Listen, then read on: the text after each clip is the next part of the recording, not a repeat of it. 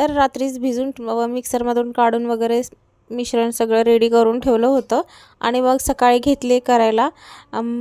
डोसा इडली हे तर दर रविवारी असतेच आमच्याकडं। मलाही आवडते आणि देवांश पण खातो, तिच्या पप्पालाही आवडतं, त्यामुळं मी बनवत असते। आणि रोज रोज काय म्हणजे रोज तर असं असतेच उपमा पोहे वगैरे, पण ठरलेलं आहे माझं की आठवड्यातून एकदा तरी इडली डोसा असतोच।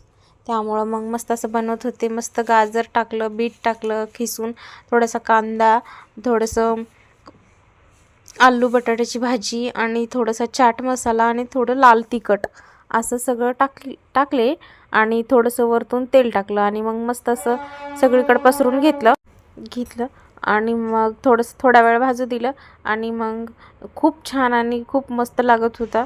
हे बघा दिसायला तर एकदम भारी दिसत होता। मला पहिल्यांदाच ट्राय केला। असं तर मी नॉर्मल साधा डोसा बनवते, पण म्हणलं आज चला नवीन काहीतरी बनवूया आणि मग त्यामुळं बनवले।